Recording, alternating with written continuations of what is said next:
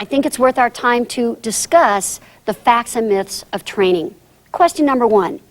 The most significant factor influencing success in training is A, the setting, B, the material, C, the trainer. What do you think the answer to number 1 is?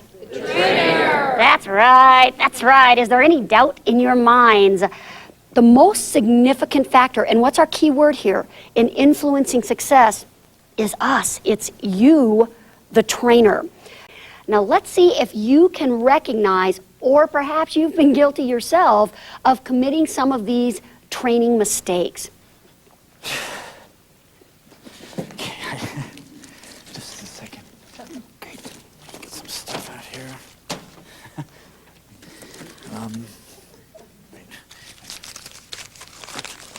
Yeah, that. Okay. All right. Hi, everybody. I'm glad you could make it.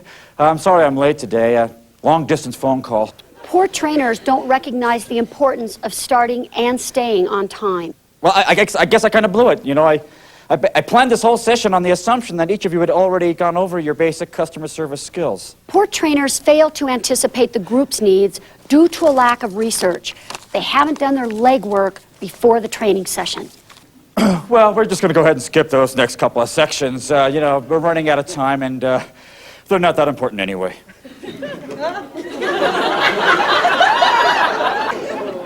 Poor Kevin and poor trainers fail to put in adequate preparation time for a comprehensive lesson plan and course objectives. Huh.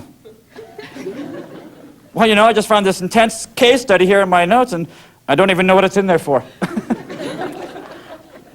Poor trainers don't have a thorough understanding of their material and its purpose.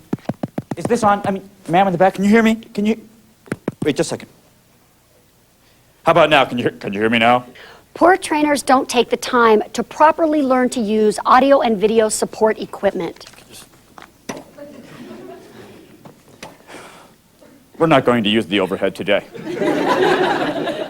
You know, and the video stuff, forget it. Listen, just listen carefully, and you'll get all the information that you need. Poor trainers fail to vary their presentational styles by incorporating many presentational methods. Well, I see a few confused looks on some faces out there. Well, don't worry, it'll all sink in. Poor trainers display poor communication skills by not getting their points across clearly. You know, I don't think that question's worth taking the time of the entire group to try and answer today. Poor trainers are often condescending, insulting, rude to their participants. We want to respect the input and the contributions of all of our trainees. Okay. I was up late last night, and I'm going to have a hard time trying to focus.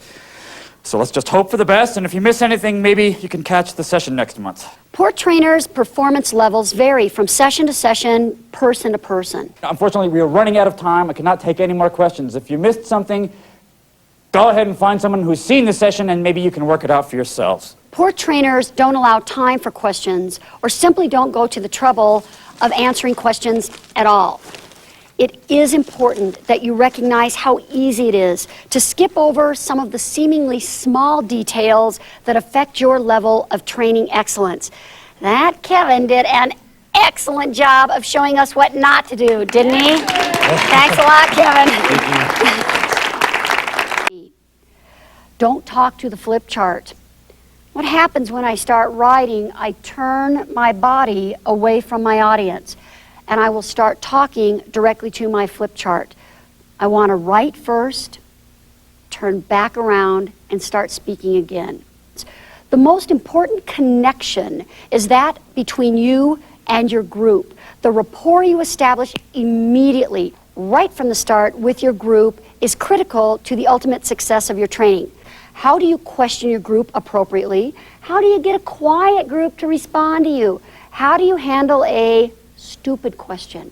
We will look at each of those areas, and we'll wrap this section up with an examination of how to deal with challenging personality types, those tough customers in your audience who may throw you some curveballs. I'll give you some solutions. Here's the one thing I know for sure about training. Training is to your organization as nourishment is to your body. It is the lifeblood. It is the source of internal strength.